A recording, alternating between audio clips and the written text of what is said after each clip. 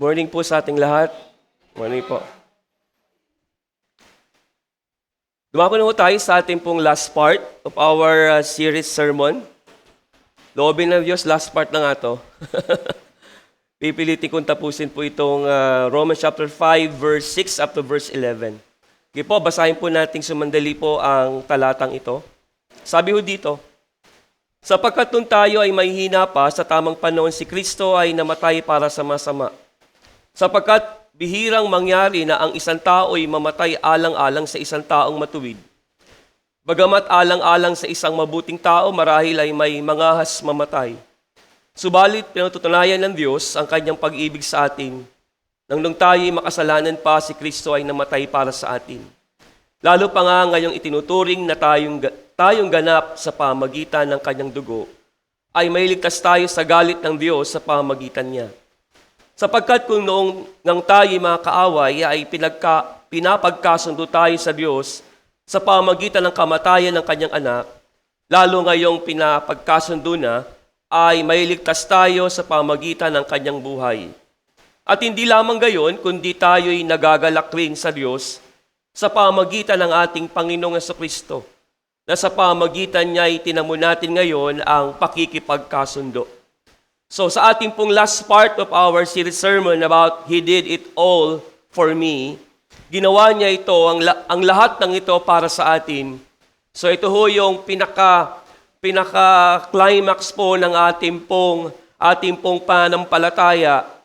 Dahil sa ginawa ni Kristo Jesus, ay meron tayong tinatawag ho nating katiyakan ng ating kaligtasan. Palapakan natin ang Panginoon. Hallelujah. So ating pong balik-aralan po ang ating pong natalakay sa verse 6 up to verse 10, the sinner's pitiful condition. Ating natalakay, the sinner is a weak man. Letter B, the sinner is a wicked man. Letter C, the sinner is a wayward man. So ating natalakay, Roman number 2, the Savior's priceless compassion. Ang hindi mababayarang kahabagan ng tagapagligtas. Ating natalakay ang superiority of His compassion. And then, letter B, the statement in His compassion. So ngayon po, dumako tayo ngayon sa ating Roman number 3, the last part. Mula verse 9 up to verse 11 naman po. The saint's precious conversion. Ang pagbabago ng isang banal. I-analyze po natin yung this phrase na sinabi ho doon, nung tayo'y mga makasalanan pa. Again, nung tayo'y mga makasalanan pa. So, the tenses is past tense. So, ang tingin ho ng Diyos sa atin ay from sinners to saints. So, last Sunday, in-emphasize ko sa inyo na tayo po ay hindi na po makasalanan. Mahirap man tanggapin dahil yun po ang katotohanan na sinasabi po ng banal na kasulatan. Again, hindi ho nababawasan ang ating kasalanan. Ulitin ko, hindi nababawasan ang ating kasalanan. Tayo po ay pinatawad na ho ng Diyos. Kaya maingat ho tayo sa ating panalangin. Tayo po ay pinatawad na ho ng Diyos. Hindi nababawasan ang ating kasalanan. Again, hindi nababawasan ang ating kasalanan. Complete po, package po ang ginawa ni Jesus. Tayo po ay pinatawad na ho ng Diyos. Kaya ho yung past tense ho niyan, ulitin ko, doon tayo'y mga makasalanan pa. So hindi ho siya present tense, kundi ginamit ho yung tense ng tinatawag ho nating past tense. Kaya maliwanag po, tayo po ay dating makasalanan. So tayo ho ngayon ay pinapaging banal ng Diyos. Sumasang-ayon ho ba kayo doon sa akin? Amen. Kasi yun po yung turo ho ng Bible. Hindi ho turo ni Pastor Rayon. Ang lahat ho ng aking sinasabi ay hindi galing sa aking kaisipan. Ito ay galing lahat sa banal na kasulatan. Amen po ba? Meron ho ako nabahaginan ho last Friday po kasi meron po nga namatay ho na kamag-anakan ho si Lani. So nabahagi ko ho sa isang pastor ho ng isang simbahan, ang tungkol sa ating pong aral, ang pre-grace. Sabi niya sa akin, Pastor Ray, mukhang hindi ka na nga ganun na katulad ng dati. kung paano ka mag-preach, parang hindi na katulad ng dati. Sabi ko sa kanya, tama ka, pastor. Hindi na ako katulad ng dati. Kung ano man yung aking pangangaral noon, yun ay iniiwan ko na. So meron ho, sabi ko sa kanya, ito yung napakahalaga. Sabi ko sa kanya, na pinaliwanag ko sa kanya yung tenses of our salvation. So hindi niya alam yung tenses. No, hindi niya alam yung justification, hindi niya alam mo yung sanctification at glorification. Ang alam mo niya, pinagsasama ho niya yung sanctification sa justification. Sabi ko sa kanya, isi-separate ho natin ang justification para malinaw yung ating kaligtasan. Kaya pinaliwanag ko mabuti sa kanya, we are now justified. Past tense po yun, sabi ko sa kanya. Tayo po ay pinatawad na ng Diyos. Sabi ko, tayo ay hindi na makasalanan sa harapan ng Diyos. Tayo po, ang tingin ho ng Diyos sa atin ay isang banal na. Amen? Sabi ko sa kanya, bagamat alam kong nahihirapan niyang tanggapin ang mga bagay na ito, kasi sabi niya sa akin, paano yung pastor kung halimbawa, yung Kristiyano po ay patuloy na gumagawa ng kasalanan. Sabi ko sa kanya, ang Diyos ay Diyos. Merong siyang gagawin sa Kristiyanong nagpapatuloy sa kasalanan. At hindi ko kinukonsinti, at lalo na ang Diyos, na ang isang Kristiyano ay magpapatuloy sa kasalanan. Sabi ko sa kanya, hindi license to sin yung justification natin na porke tayo pinatawad na ng Diyos ay magpapatuloy tayo sa kasalanan. Mali, kasi papasok tayo sa tinatawag nating sanctification. At pag malinaw ho natin na intindihan ang aral ng sanctification, tayo po ay pinapaging banal ng Panginoon araw-araw. Yes, naagawa ho tayo ng kasalanan, pero may Holy Spirit na nagsasanctify sa atin na once na tayo po ay humingi ng tawad sa Diyos, tayo po ay pinatatawad ho ng Panginoon. Say amen to that. Kaya naintindihan ho ng pastor, yung kausap ko, sabi ko nga sa kanya, kala mo pastor, ito ay aking hinihintay, ang pagkakataong ito. Sabi ko, sana hindi ito yung una at huli ng ating pag-uusap. Gusto kong aralan ka, gusto kong i-share sa iyo, ang aral ng free grace doctrine. Sabi niya, sige pastor, pag kape-kape tayo. Kasi napakahalaga, sabi ko kasi, ang aking goal ngayon sa daigdig na ito is to share this teaching of free grace. Sabi ko sa kanya, kaya gusto kong simulan sa inyo. At yun ang aking pinapanalangin sa Panginoon na hindi lamang po ako ang gamitin ng Diyos, kundi lahat tayo. Kaya kung kayo po ay naiintindihan ho ninyo po yung ating pong dinadalang aral, at ito hindi aral ni Pastor Ray, ito ay aral mismo ng banal na kasulatan. Kaya pag naiintindihan ho natin ito, panalo ho tayo. Amin po ba? Sabi mo sa katabi mo, panalo ka. Yes, panalo tayo mga kapatid. Ngayon po, ulitin ko po from sinners to saints. Mula sa pagiging makasalanan, patungo sa pagiging banal. So, letter A. Ano ho yung tinatawag ho natin, kung i-analyze natin, the saints' precious conversion. Letter A, our position. What is our position in front of God? Our position, we are justified. Ngayon, lagi ko natin sinasabi ito, Pastor Ray, paulit-ulit na lang yung sinasabi mo. Kasi ito ho yung sinasabi ng Apostle Paul sa Book of Romans. Paulit-ulit yung sinasabi ho niya. From chapter 1 up to this chapter 5, actually, tuloy-tuloy po yan, kiniklear ho ni Apostle Pablo na ang isang makasalanan, ang isang tao na sumampalataya kay Kristo Jesus, tayo po ay na-justified. So, past tense, no? Sabi ng chapter 5, verse 9a, lalo pa nga ngayong itinuturing tayong ganap. Yun yung ganap, yung salitang ganap. Napakahalaga ho, ibig sabihin ng ganap ay perfect. No? Perfect. Sa pamagitan ng ng kanyang dugo. Kaya nga po, kung alam ho ninyo po itong talatang ito at naiintindihan ho ninyo na tayo po sa harapan ng Diyos, hindi tayo makasalanan na. O makasalanan pa. Tayo ay perfect na. Kailan tayo naging perfect? Naging perfect tayo dahil sa ating pananampalataya kay Kristo Jesus at dahil sa kanyang dugo. Much more than having now been justified by His blood. So tayo po ay pinawalang sala, inaring ganap dahil sa dugo ni Jesus. The word means to declare person not guilty. So meaning, tayo pong mga mananampalataya sa korte ho ng Diyos, hindi na ho tayo na-accuse. O na-accuse tayo, pero ano ba yung yung hinahatulan pa sa korte? Ano po 'yon? Trial po. Meron po yung exact word eh. Okay, hindi pa ho siya nahahatulan. So, na-accuse siya.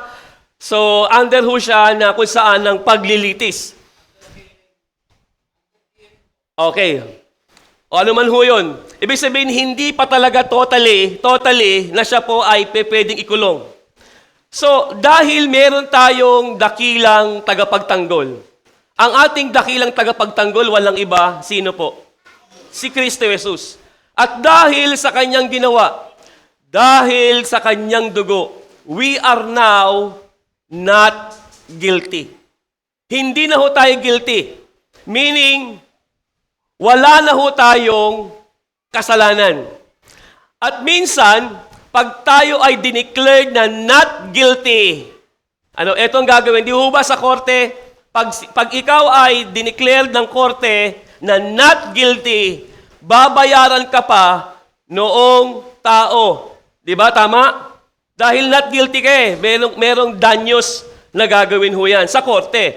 Ngayon, dahil tayo po ay nasa korte ho ng Diyos, nung tayo po ay makasalanan pa, noong si Kristo Jesus ay namagitan para sa ating kasalanan, dineclare ng hukuman ng langit, not guilty, hindi nagkasala. Ganon kabuti ang Diyos sa atin. Hindi, sa tingin ho ng Diyos ngayon, dahil inako ni Kristo Jesus ang lahat ng ating kasalanan, ulitin ko mga kapatid, lahat ng ating kasalanan na i-transfer kanino? Kay Jesus. Sa lumang tipan, ang bansang Israel, pag nag-aalay ho ng anumang klase ng hayop, ang ginagawa ho ng high priest, ipapatong ho niya ang kanyang kanang kamay sa ulo ng tupa o ng anumang hayop. Ibig sabihin ng pagpatong ho noon, lahat ho ng kasalanan noong nag-alay doon sa high priest, ibig sabihin sa Diyos, sa pamamagitan ng high priest, ipapatong niya ang kanyang kanang kamay, lahat ng kasalanan o kasalanang nagawa ng isang Hudyo, tatransfer ho doon saan? Sa hayop. Kaya ho yung hayop na papatayin, yun po yung paraan ng Diyos para mapatawad yung kasalanan nung nag-alay. Nung si Jesus po ay napako dun sa krus sa Kalbaryo, lahat ng kasalanan mo, kasalanan ko, na i-transfer kay Kristo. Nakuha ninyo? 100% yon, hindi nababawasan. 100% nandun yun sa katawan ni Kristo nung namatay siya doon sa krus ng Kalbaryo. Kaya ho yung na-justified ho tayo dahil tumugis o lumabas ang dugo ni Jesus doon sa kanyang katawang lupa. Dahil doon, we are now justified. Having now been justified, kung gagamitin ho natin sa grammar, is an aorist passive participle ho ang ginamit ho dito. Ang aorist tense ay nangangahulugan na kapag tayo ay naniwala, pinawalang sala tayo ng Diyos, idideklara niya na tayong matuwid na. Yung having now been justified, hindi ka na makasalanan. Yun yung aorist tense na ginamit dito. Dineclare kang matuwid. Hindi lamang justification natin ng fast. Dahil may gamit din ang justification ng Diyos sa atin sa darating na puot ng Diyos. Alam niyo po ba, hindi lamang po ang impyerno ang puot ng Diyos para sa mga tao pong hindi sumampalataya kay Kristo Jesus. May darating na puot sa daigdig na ito na hindi pa ho naranasan kailanman ng tao sa daigdig na ito. Simula nang likhain ng Diyos ang tao, hindi pa naranasan ang ganoong uri ng katinding puot ng Diyos. At yan ho yung tinatawag ho nating 7 years Great Tribulation. Kaya pwedeng gawin, mga kapatid, yung justification sa darating na puot ng Diyos. Ito ay dahil sa banal na dugo ng Panginoong Hesus. Letter B, our protection. Yan ho yung nagagawa ng ating Panginoong Hesus. Save from wrath. Ang ating proteksyon, naligtas tayo mula sa puot ng Diyos. Sabi ng Romans chapter 5, 9b, ay maliligtas tayo sa galit ng Diyos sa pamamagitan niya. Dahil tayo ay kay Jesus, tayo ay protektado mula sa puot ng Diyos. Sa madaling sabi, walang anak ng Diyos ang kailangang matakot na mamatay. Uulitin ko yung katagang iyon. Walang anak ng Diyos ang kailangang matakot na mamatay at mapunta sa impyerno. Para isa lang ho naniwala. Again, walang anak ng Diyos ang kailangang matakot na mamatay at mapunta sa impyerno. Bakit? Nabayaran na ni Jesus ang halaga at napawi ang galit ng Diyos sa mga naniwala sa Kanya. Ibig sabihin, napawi na. Kaya ang isang taong hindi kumilala kay Kristo Jesus at namatay, darating sa Kanya ang matinding puot. Ano yung matinding puot? Dadalhin siya sa impyerno. Pero dahil ikaw at ako sumampalataya kay Kristo Jesus, hindi ka dapat matakot na mamatay at mamatay dahil hindi ka pupunta sa impyerno. Saan ka pupunta? Sa langit ang punta mo. Bakit po? Kasi nawala na ang galit ng Diyos sa mga sumampalataya kay Kristo.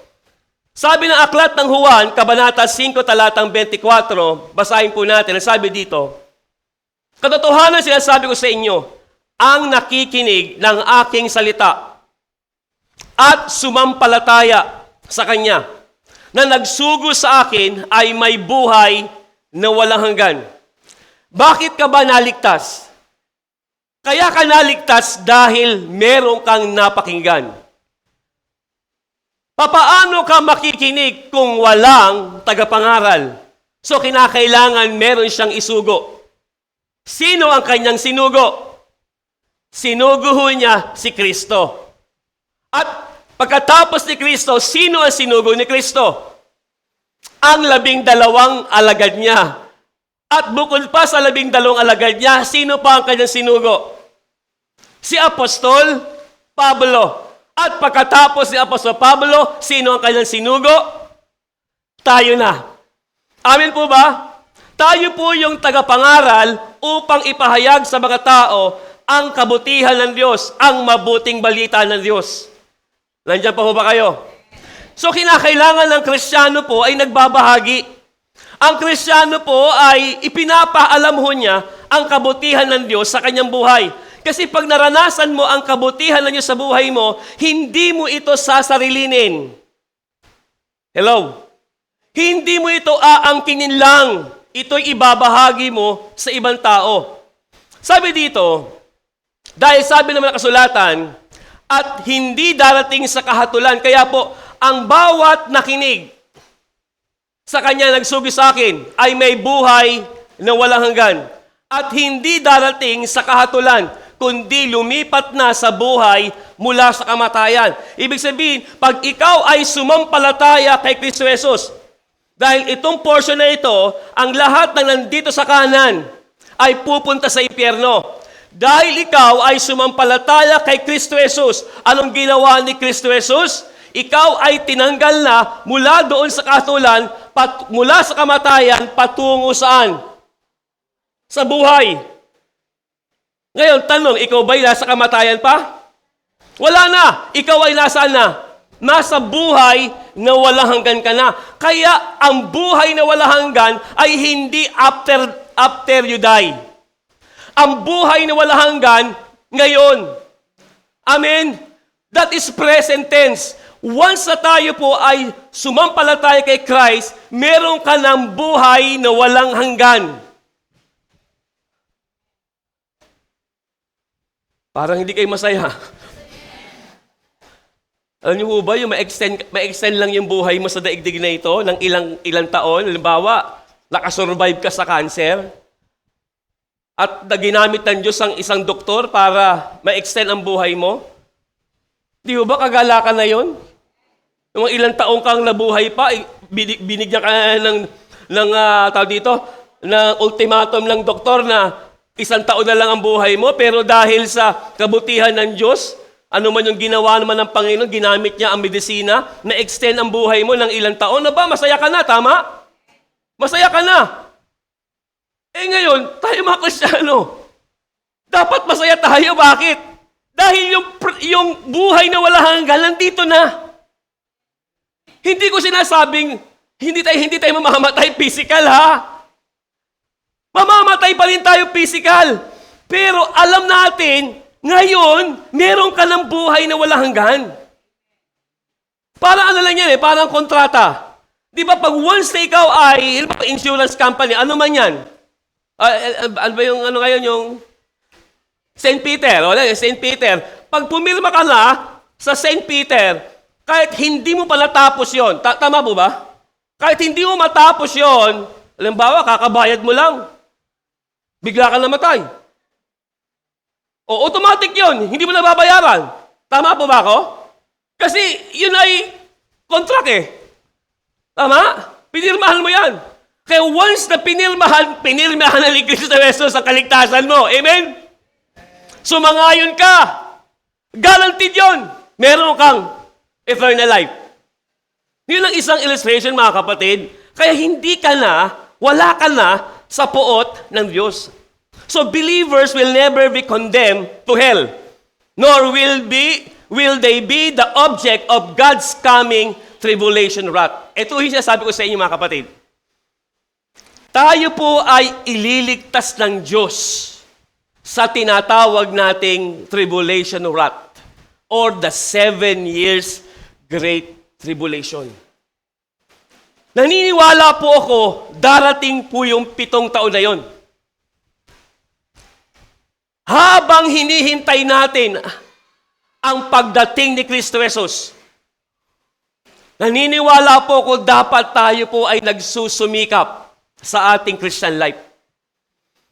Kinakailangan magpalago tayo sa ating sarili habang hinihintay natin ang rapture na yon. Kaya ito po, bakit ho tayo? Bakit ine-emphasize ko sa inyo na hindi tayo dapat magsiyaman sa mga bagay na material? Yes, kailangan natin ang mga material na bagay, pero hindi dapat natin yung pinagtutuunan ng labis sa buhay natin kasi iiwan natin yan. Amen. Kasi merong rapture. Darating si Kristo Jesus. Imagine mo, pinaganda mo bahay mo. Tingnan niyo po, pinaganda mo bahay mo. Eh yun pala mamaya, darating na si Kristo. Di parang nasayang lang. Anong pinapakita ko sa inyo dito, mga kapatid? Mas maigi na magsiyaman tayo sa mga bagay ng langit kaysa sa mga bagay ng lupa. Amen. Huwag mo nating sobrang ihanapin ang ating mga kaisipan, ng ating katawan lupa sa mga bagay ng mundo kasi iiwan natin ang lahat ng yan. Kasi bakit? Eto na lang Kasi darating ang 7 taong paghihirap, the 7 years great tribulation, at hindi hahayaan ng Diyos na ikaw ay dumaan doon. Sino gusto dumaan doon? Pastor, gusto kong dumaan doon kasi para masubukan ko, makita ko yung aking pananampalataya. Paano ko mapapatunayang mahal ko si Lord? At gusto kong i-persecute ako kasi wala akong persecution dito sa Pilipinas Kahit gusto mo pang pumunta doon, dahil sumampalataya ka, ira-rapture ka pa rin. Amen? Kasi gusto ho ng Diyos alisin ka doon, hindi ipaparanas ng Diyos ang Kristiyano dumaan sa tribulation. Ang ating paniniwala, we are pre-trib tribulation. Ano yung pre-trib? Ang pre-trib, hindi tayo dadaan sa tribulation. Tayo ay ira-rapture muna ng Diyos. Some believers, they believe yung tinatawag nating mid-trib. Ira-rapture daw muna, dadaan muna daw sa 3 and 1/2, tapos ira-rapture. Ang iba naman naniniwala, post-trib. Mga kapatid, ang liwanag ho ng 1 Thessalonians chapter 1 verse 10. Basahin po natin. At upang hintayin ang kanyang anak mula sa langit. Yun ninyo ha? And that is the rapture. Na kanyang binuhay mula sa mga patay, si Jesus na nagliligtas sa atin mula sa puot na darating. Maliwanag mga kapatid, na tayo po ay kanyang ililigtas sa puot na darating. Kaya hindi hahayaan na ikaw at ako ay dumaan sa 7 taong paghihirap. Kasi ang 7 years Great Tribulation, yan ay puot ng Diyos sa bansang Israel. Nadamay lamang po ang mga Gentile people. At walang church sa tribulation. Naniniwala ko ang church ay kukuhanin, ira-rapture ni Lord. Amen? Are you excited? Doon sa rapture? Every day, every seconds of my life, I am excited in the rapture. Paggising ko ng umaga, salamat, darating ka na. Pag always, daily, paggising ko ng umaga, salamat, darating ka na. Yun ho yung pananaw ng isang rapture generation. Amen? Naniniwala ko ako at ikaw, tayong lahat, na hindi hahayaan ng Diyos na dumaan ka doon. Ba, mahirap yun mga kapatid. Sino makakatagal doon sa panahon na yon? Yun ho bang ikaw ay makakaranas ng walang pagkain? Great famine? Tapos wala ka may inuman na tubig? Ang lahat ng tubig ay dugo? At sabi ng Bible ay magkakaroon ka ng sugat mula ulo hanggang talampakan? At sabi ho ng Bible, susunugin pa ng araw ang lahat ng tao? At 1/4 ng bahagi ng daigdig na ito mamamatay. 1/4. Gaano karami mamamatay sa tribulation? Kapatid, gusto ko ipaunawa sa inyo. Hindi tayo darating doon. Kasi mabuti ang Diyos. Amen? Ipagpapatuloy niya ang kanyang pagliligtas sa atin. Bakit po? Ligtas na tayo, ililigtas pa tayo ng Diyos doon sa darating na puot ng Diyos. Amen po ba? And that is our glorification. Amen po ba? Iaalis ka ng Diyos sa daigdig na ito. Letter C, our peace. Ang ating kapayapaan. Reconciled mga kapatid ang isang taong makasalanan ay tinuturing ng Diyos na kaaway. Tanong, tayo po ba ay enemy of God? Hindi na tama. Hindi ka na enemy ng Diyos. Sabi ng Romans chapter 5 verse 10a, sapagkat kung noon nga tayo'y mga kaaway, ay pinakipagkasundo tayo sa Diyos sa pamagitan ng kamatayan ng kanyang anak. This word means to take enemies and make them into friends. No longer are we in opposition to God. We have been brought together through the blood of Jesus. So, napakahalaga ng katagang tayo po ay hindi nakaaway ng Diyos. Naging kaaway tayo ng Diyos nung tayo po ay gumagawa ng kasalanan. Amen? Sabi dito, sa lumang tipan po, nung naniwala si Abraham sa sinabi ng Diyos na siya ay ginawang kaibigan ng Diyos, sabi ho ng James chapter 2 verse 23. Kaya't natupad ang kasulatan na nagsasabi, si Abraham ay sumampalataya sa Diyos at iyo'y ibinilang sa kanya na katwiran. At siya'y tinawag na kaibigan ng Diyos. Alam niyo po ba si Abraham, kaibigan lang ng Diyos? Tayo po, anong tingin ho natin sa ating mga sarili? Sa harapan ho ng Diyos? Tayo po ay hindi kaibigan ng Diyos. Kaya ako po, ayaw kong pakanta ho dito. I am the friend of God. Kinakanta niyo ba yan? Alam niyo ba hindi tayo kaibigan ng Diyos?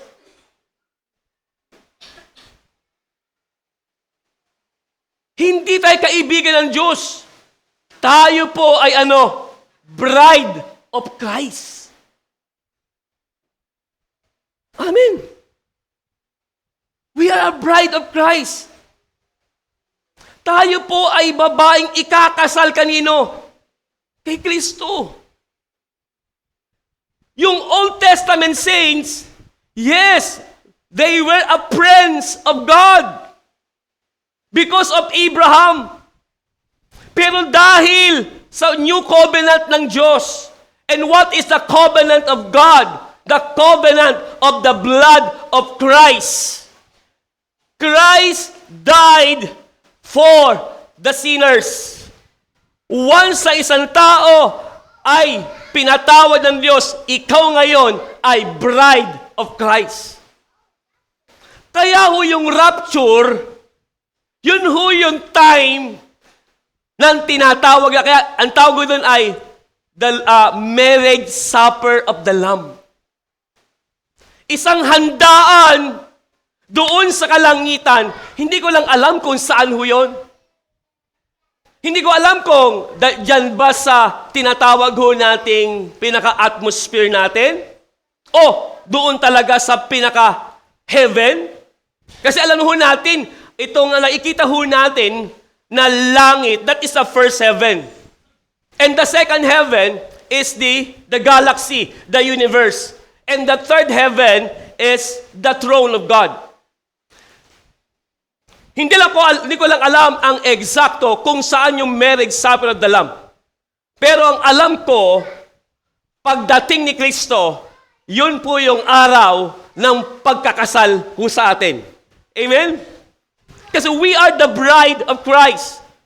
Again, dahil ang ating pong tinatalakay ay tungkol kay Abraham, we are no longer fighting, but we are at peace with God. Nagiging kaaway tayo ng Diyos noong nabubuhay tayo sa pagkakasala na sinusunod natin ang kalikasan natin bilang makasalanan sa harapan ng Diyos. Ngayon, there are two aspects of reconciliation. Kasi gusto ng Diyos, kung bakit dati tayong kaaway ng Diyos, gusto tayong i-reconcile ng Diyos.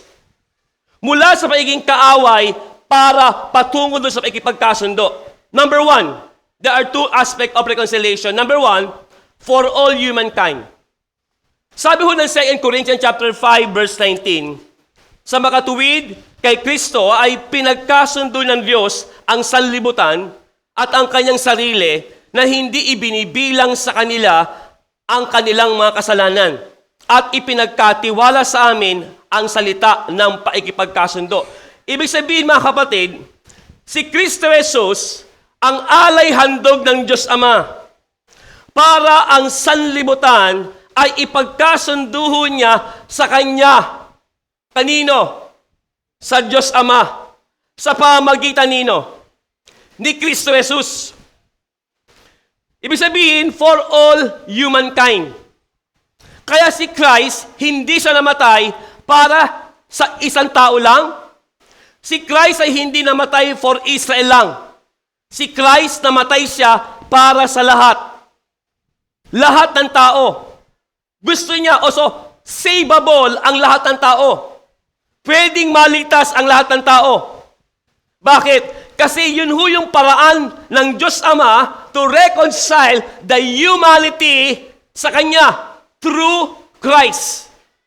Kasi yun ang nakita niya ng paraan dapat isugo ang Kanyang bugtong na anak upang i-reconcile yung pagkakaaway ng Diyos at ng tao because of sin. And then number 2, for the believers. Sabi ng verse 20, kaya't kami ay mga sugo para kay Kristo. Yamang ang Diyos ay nananawagan sa pamagitan namin, kami nananawagan sa pangalan ni Kristo at kayo'y makipagkasundo sa Diyos. Ngayon, tayong mga mananampalataya. Tayo po naman ang gagawin ng Diyos na daluyan upang ipagkasundo ang ating mga kaibigan, ang ating mahal sa buhay, na sila po na hindi sumasampalataya, ikaw at ako ang gagamitin ng Diyos para makipagkasundo ang ilan sa kanila patungo sa Diyos. Dapat naiintindihan ho natin yan. Tayong mga mananampalataya, hindi lamang tayo dapat tagaupo. Hindi lamang tayo dapat tagapakinig. Dapat tayong mga mananampalataya, meron tayong ginagawa na makipagkasundo, paraan ho natin para yung tao na kaaway ng Diyos, siya po ay ipagkasundo natin sa Diyos. Actually, itong 2 Corinthians, sino ang kausap ni Pablo ho dito?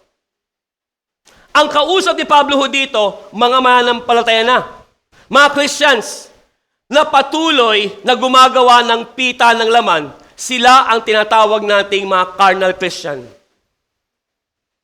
Ito ho yun mga kapatid. Ang tanong ho dito, tayong mga mananampalataya na gumagawa ng kasalanan, pag tayo po ba ay gumagawa ng kasalanan, nagagalit ang Diyos?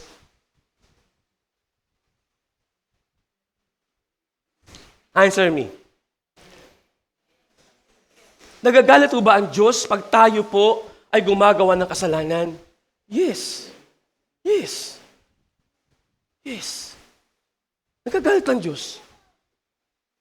Pwede ho bang mapuot ang Diyos sa atin? Palagay ninyo. Hindi na po. Iba po ang puot sa galit. Tama?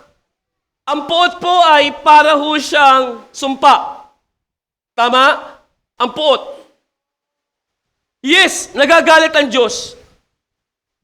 Nagsiselos nga ang Diyos eh.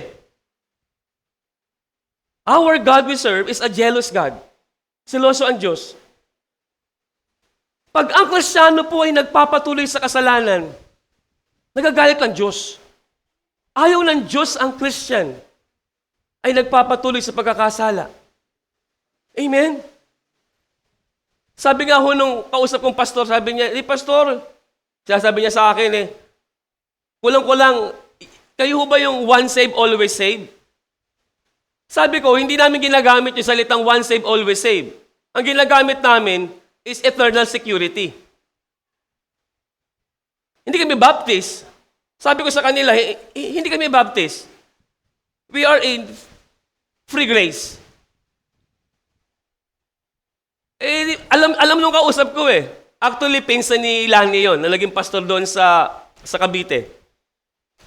Di pastor, paano yan pag yung Kristiyano pa nagpapatuloy sa kasalanan? Sabi ko doon sa kausap ko, syempre, sasabihin ko yung totoo.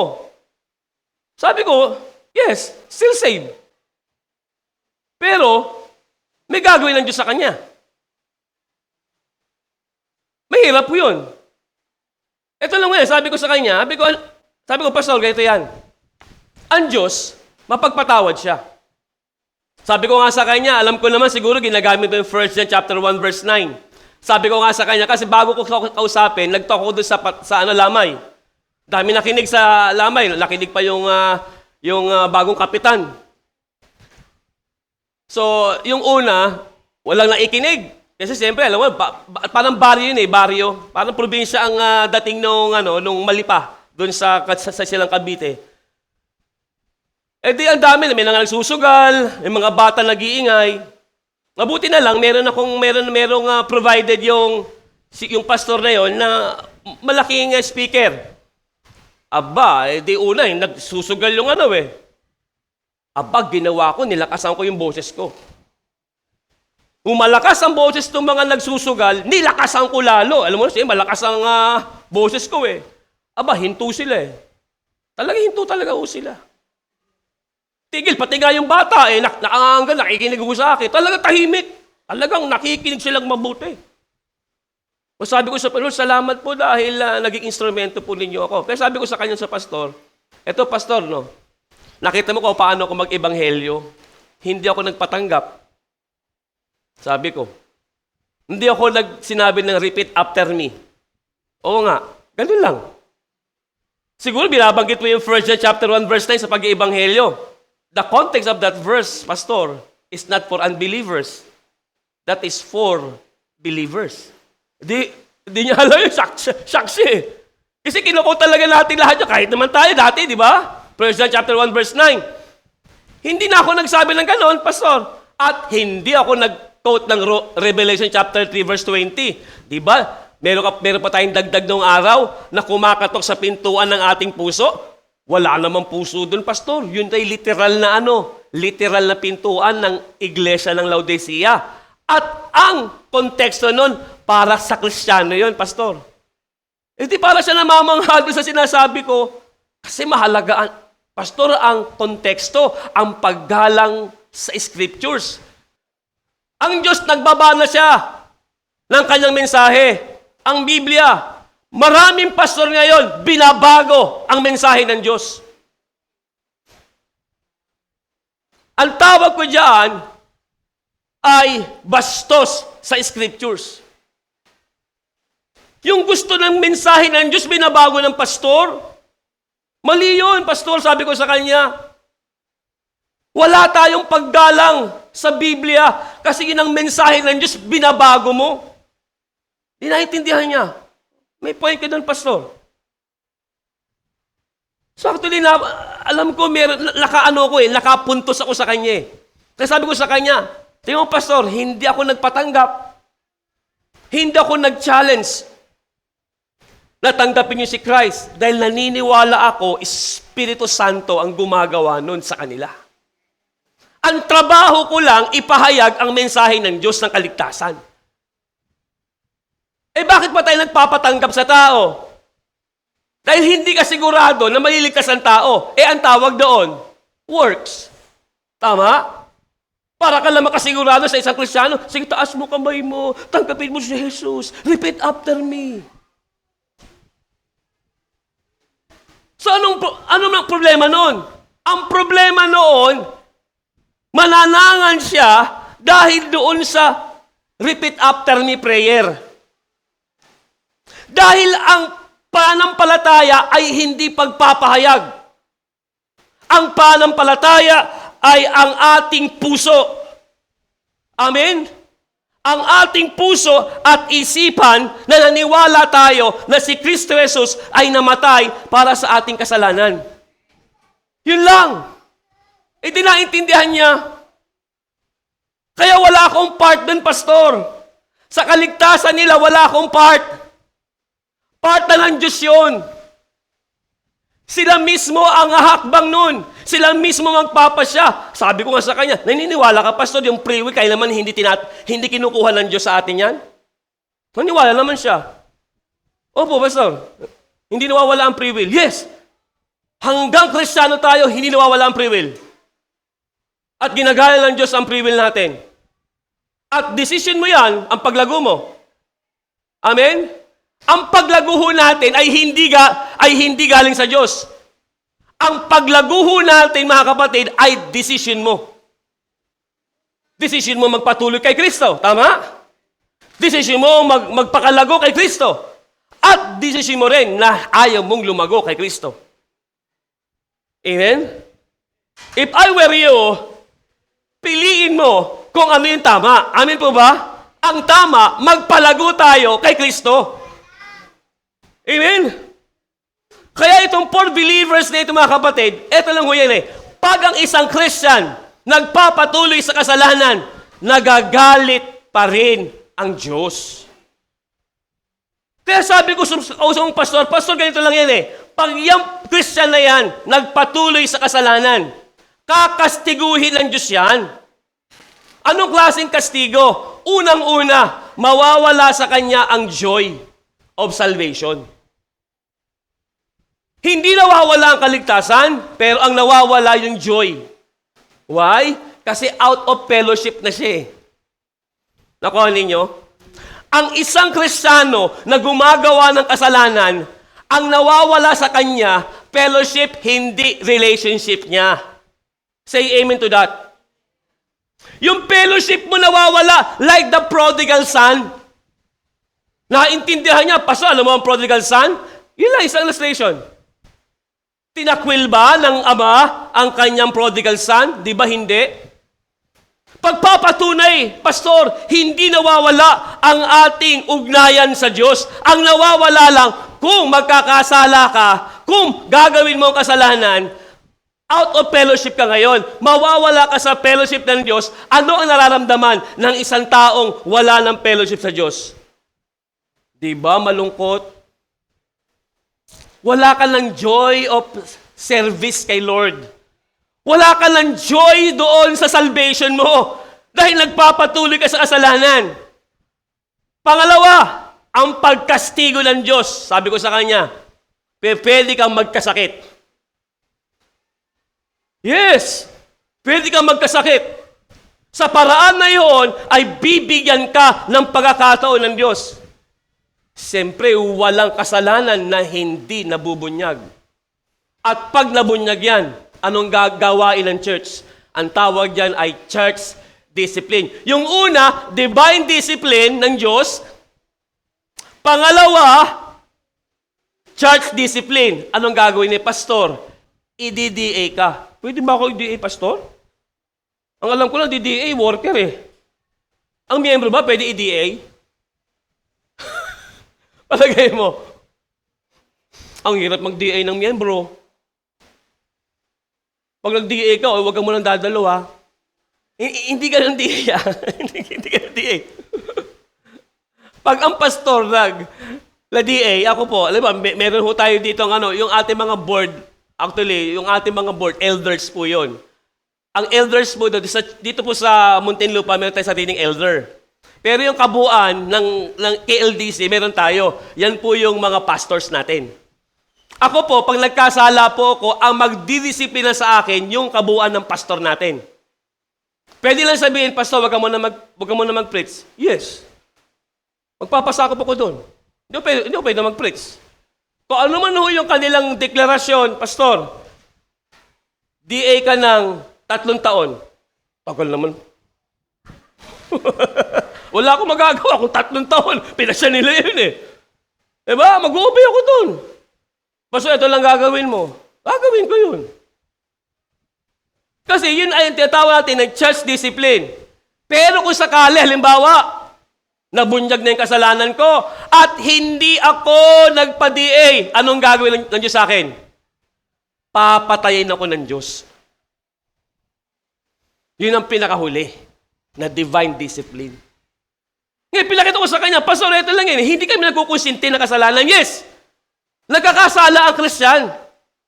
Kasi maliwanag ang Bible mayroong karnal eh. Sabi ko sa kanya, ikaw pastor, lahat ba ng miyembro mo spiritual? Isip siya eh. Siyempre, di niya alam niya kung yung miyembro niya spiritual ba yan. Paano ma-identify o i-categorize ang isang miyembro na spiritual at karnal? Kung isang beses mo siya nakikita, hindi mo naman siya nakikita sa loob ng isang linggo. O sa isang linggo, araw-araw mo siyang kasama? Di ba hindi naman? Ngayon, ikaw yan ang Diyos na nakakaalam at yung membro mo kung spiritual siya o karnal siya. Kaya anong gampanin mo bilang pastor? Magturo ka na maayos. Kasi sabi ko sa miyembro, yes, ang carnal Christian, saved, ligtas. Pero, kakastiguhin siya ng Diyos dito pa lang sa mundo. Ang tanong, kaya mo bang kastigo ng Diyos?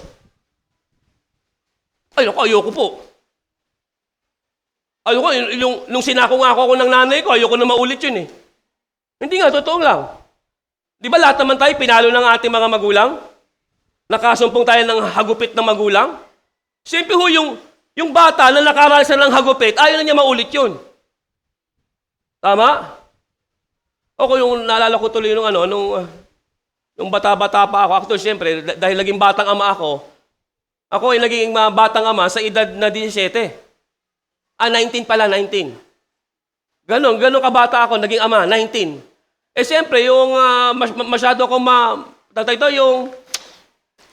dahil bata pa ako, ang nakaranas sa akin, kala mo, mabuti wala dito yung asawa ni Angel. Siya ho yung nakasapo. Nantindi ho nung hagupit ko. Pero actually, deserving naman yung palo. Imagine mo, isip, makulit po si Rainbow nung araw. Naalala ko ata, no, parang edad niya no ate, 8 years old. Tama. Tama. Hindi pala, 8 years old. Baka 9 years old. Imagine mo, hindi nagpaalam sa akin, pumunta ng playa at naligo. Tawang-taw sa kalsada, Rainbow! Rainbow! Walang rainbow. Nung dumating, basang-basa. Saan galing? Sinama po ako ng kapitbahay, naligo. Takol, galit na ako. Nahataw ko. Alam mo yung hataw ko? Kala nyo, pwede akong ikulong eh. Sobrang nagalit talaga ako eh. Imagine mo ito, parang fraternity. Yung kulay ano dito? Ang tawag doon yung kulay violet.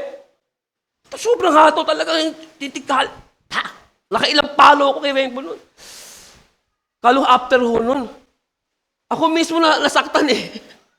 Nasaktan po yung puso ko. Nakita ko lumatay po yung palo ko doon sa binti niya. Maputi pa man din si Rainbow.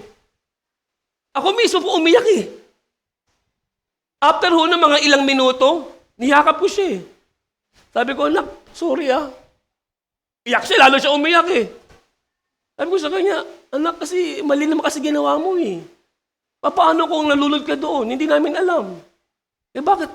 Ini-explain ko kung bakit ko siya pinalo. Yun ang kagandahan ng parenting. Kung mamamalo ka, explain mo bakit ba namalo. Para alam niya yung kasalanan niya. Kaya sabi ko, anak, mahal kita. Kaya kita pinalo dahil mali yung ginawa mo. Pero patawarin mo ako na sobrahan ng palo ko sa'yo. Kaya naiintindihan niyo, kaya kalau hindi na naulit ho yun. Hindi na rin niya inulit at hindi ko na po inulit ho yun. Yung paraan ng aking pagdisiplina na matinding hataw. Kaya yung si Gina, hindi ho nakaranas ng palo ho sa akin yan. At kahit ho yung aking dalawang anak, kay Lani, hindi na rin ho sila nakaano.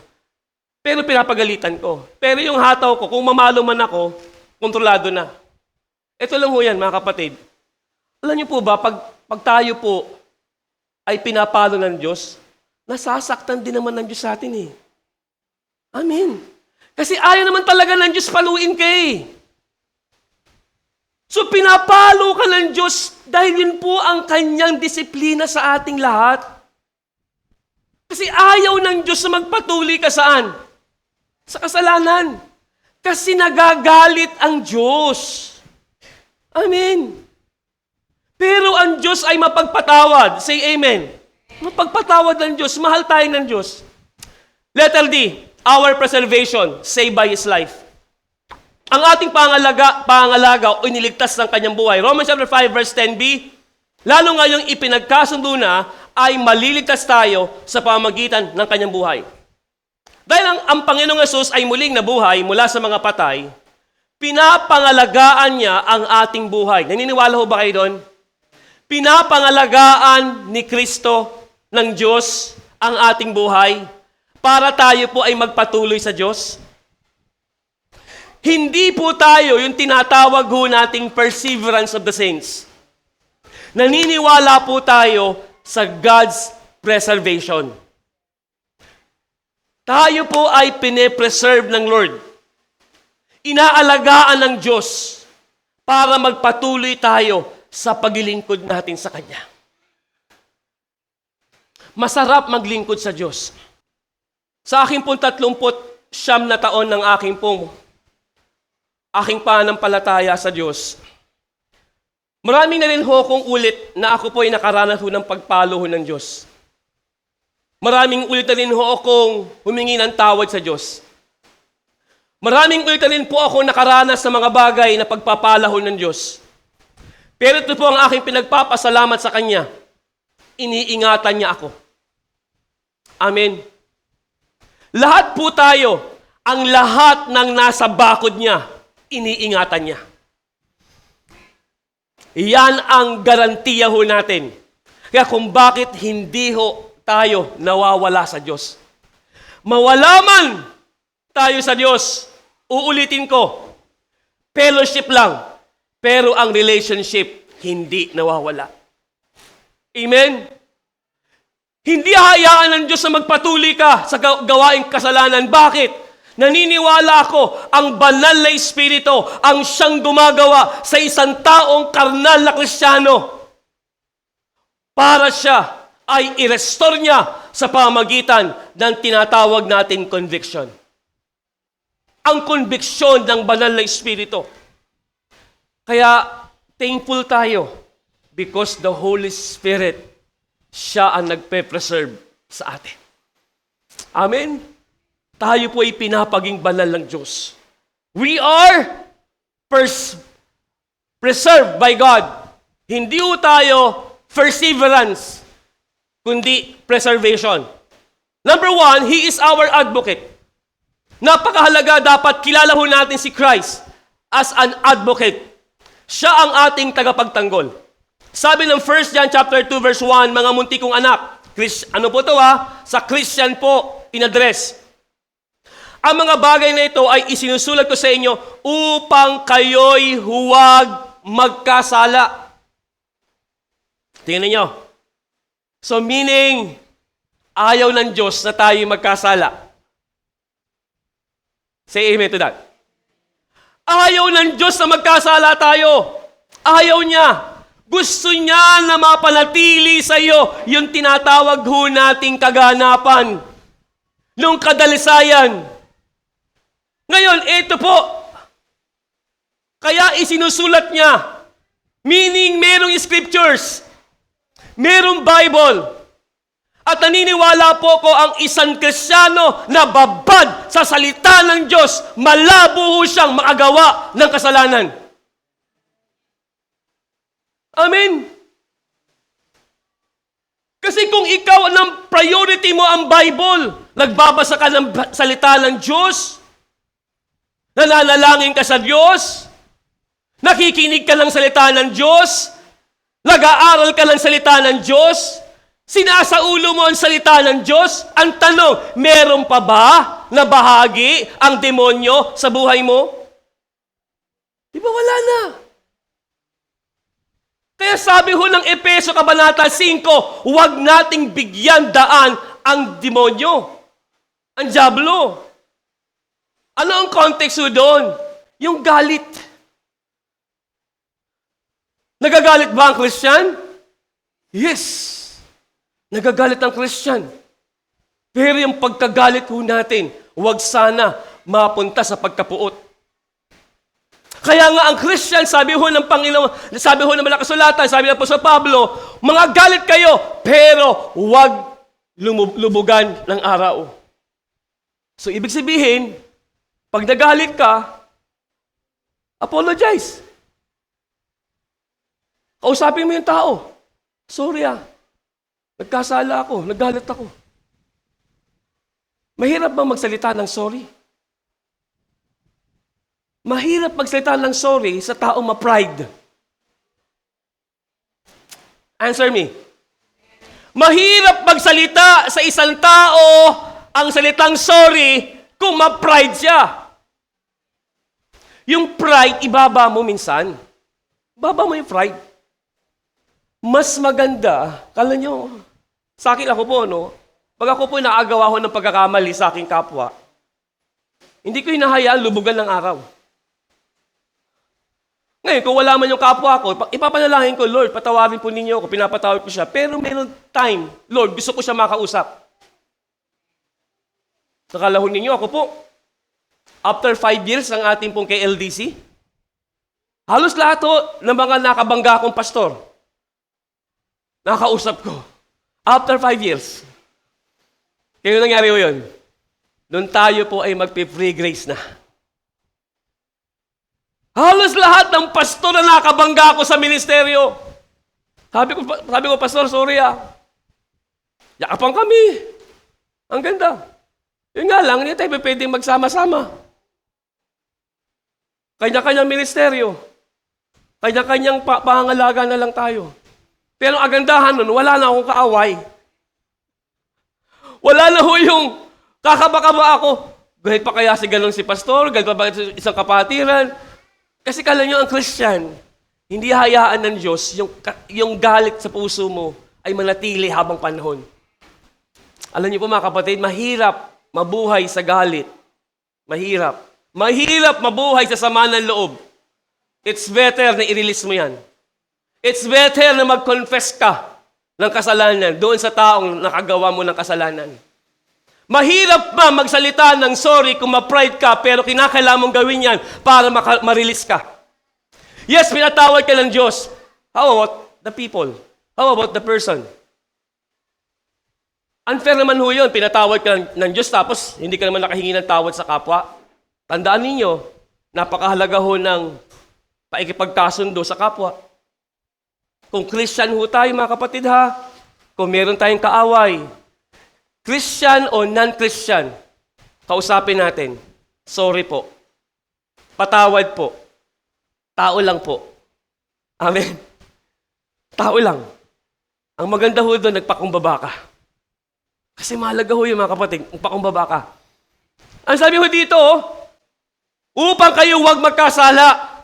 Eto po, ngunit, o tingnan niyo po ha, ngunit, kung ang sino man ay magkasala, sabi diyon, tayo ay may abogado sa harap ng Ama, si Jesucristo na siyang matuwid. Na siyang matuwid. So, ibig sabihin, pinapakita ng Apostol Juan, ang Kristiyano ay posible na magkasala. Amen? Pero, siya ay may tagapagtanggol sa harapan ng Diyos, Ama. Parang ganito lang, nag-imagine lang ako Parang ganito lang. Kasabihin ng Ama, sobrang lang ginagawa ng anak natin yan. Kastiguhin na. Patayin na yan. Ito lang, halimbawa lang ha. Pero hindi naman ganon. Sabihin ng tagapagtanggol si Kristo Jesus, Ama, bigyan natin ng pagkakataon. Kakausapin natin na siya ay makapagsisi. Hindi! Patayin na! Sasabihin ng Diyos Ama, Diyos Anak. Hindi po. Kakausapin natin. Kakausapin natin para siya ay humingi ng tawad. Nakuha ninyo? Yan ho yung tagapagtanggol. May nagtatanggol sa harapan ng Ama, walang iba, si Kristo Jesus. And then, number 2, He is our intercessor. Siya po ay tagapamagitan natin. Hebrews chapter 7, verse 25. Dahil dito, siya'y may kakayahang iligtas ng lubos ang mga lumalapit sa Diyos. Sa pamamagitan niya, yamang lagi siyang nabubuhay upang mamagitan para sa kanila. Wow! Guaranteed po mga kapatid, doon sa langit, He is our great Melchizedek. He is our high priest. Lagi siyang namamagitan. Ang pagiging pamamagitan ng Panginoong Hesus ay pagkumpleto niya ng kaligtasan sa isang tao. Wala pong partial or installment ang salvation ng Panginoong Hesus. Walang partial. Buo, lubos, kumpleto niya itong ibinibigay sa tao. Amen? Pakitapik ang katabi. Meron kang great high priest. Sige po. Letter E. Our praise with joy in God. Aming papuri, kami ay nagagalak sa Diyos. Romans chapter 5, verse 11a. At hindi lamang gayon, kundi kayo'y nagagalak rin sa Diyos sa pamagitan ng ating Panginoong Jesucristo. And not only that, but we also rejoice in God through our Lord Jesus Christ. Ang isang taong ligtas, mapupuri niya ang Diyos sa araw-araw ng kanyang buhay. Tanong dito, how many times do you worship God?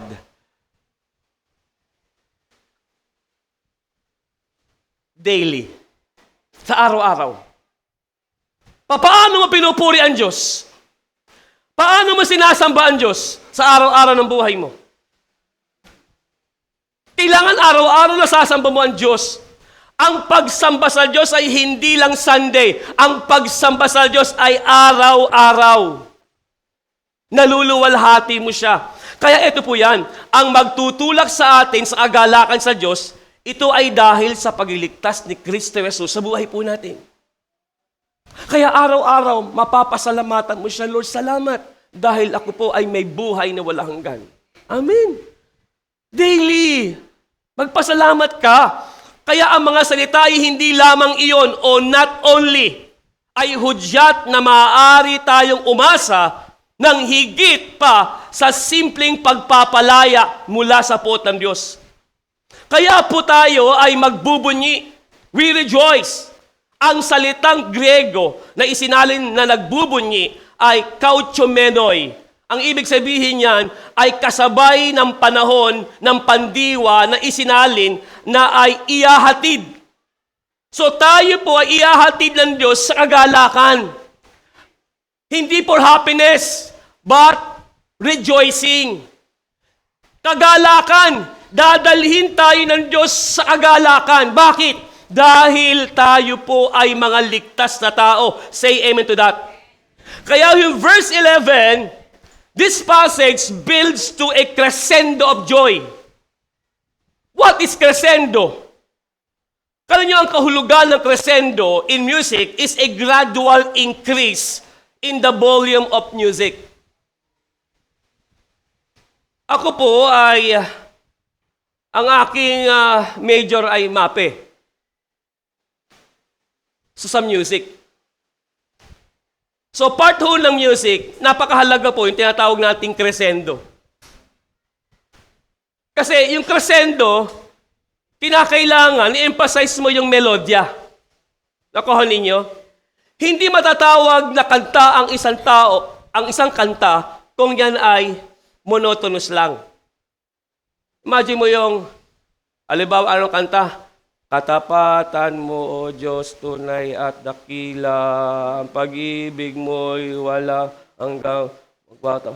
Diba? Meron kang tinatawag na crescendo.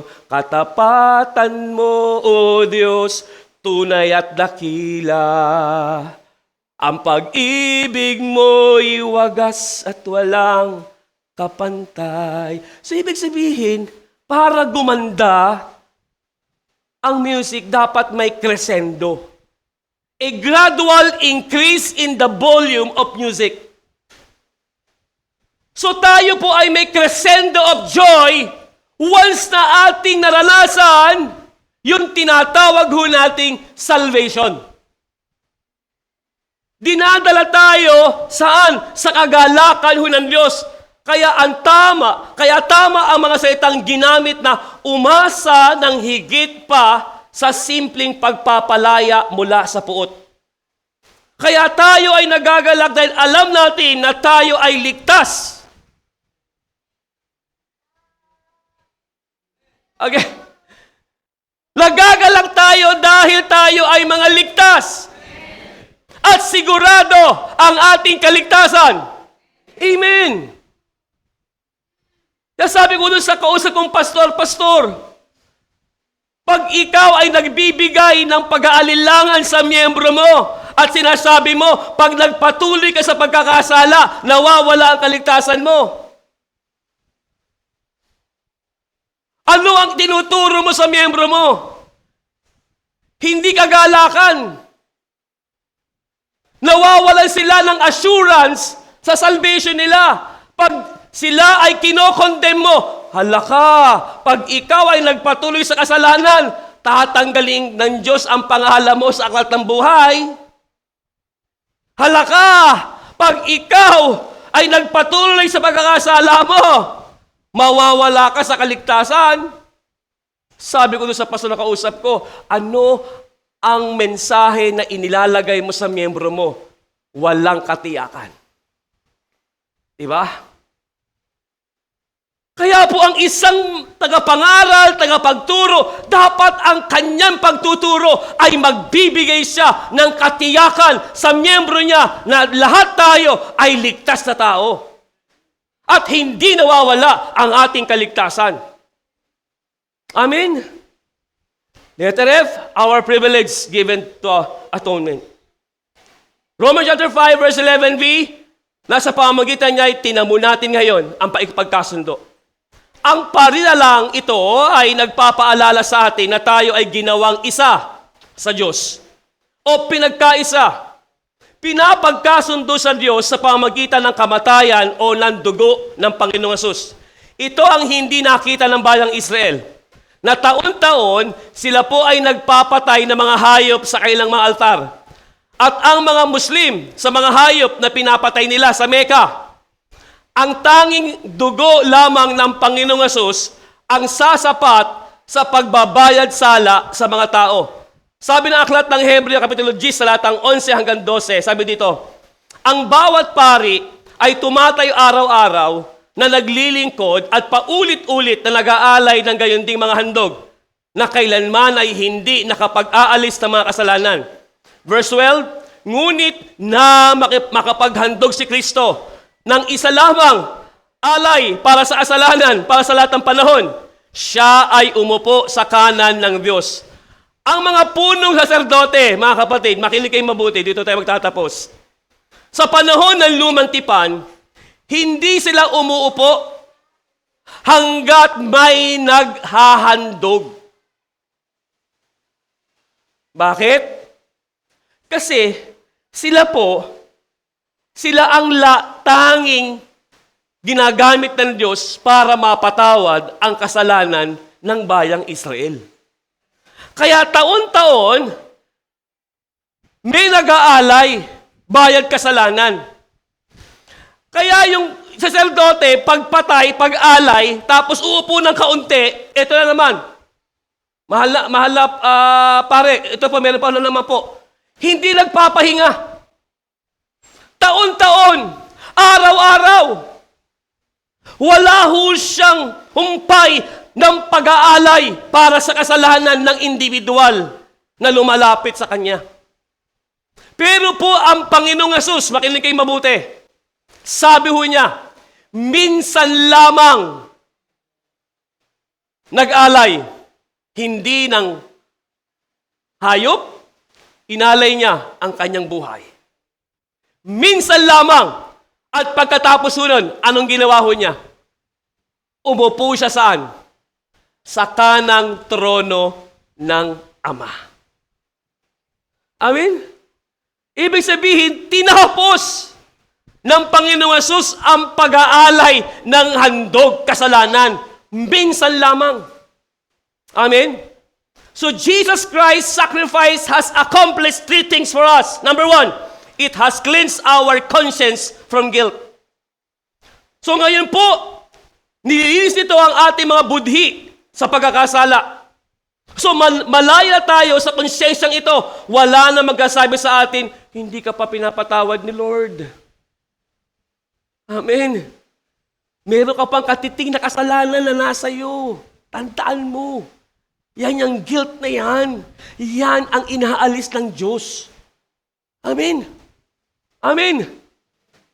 Kaya hindi nababawasan ang kasalanan natin, ha? Kompletong pinatawad tayo ng Diyos. Hindi na wala na ho tayong budhi. Tama ba yun? Hindi ka na kinukonsensya pala sa nagawa mong kasalanan.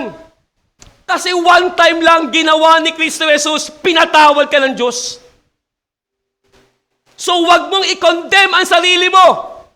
Wag mo i-condemn ang sarili mo. Wag ka magkaroon ng self-pity. Kasi pinatawad ka na ng Diyos. Amen? Second, it has fitted us to approach God as worshipers. Ang pagsamba natin sa Diyos, ang pinakamahalaga na gawain natin sa Diyos. Amen? Dahil sa kasalanan natin, anumang pagsamba natin ay hindi natin kayang bigyang kaluguran ng Diyos.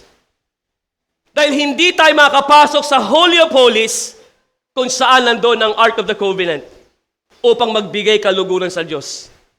Kaya kahit pong anong gawin ho nilang pagsamba, labi lang ang sumasamba, hindi ang puso.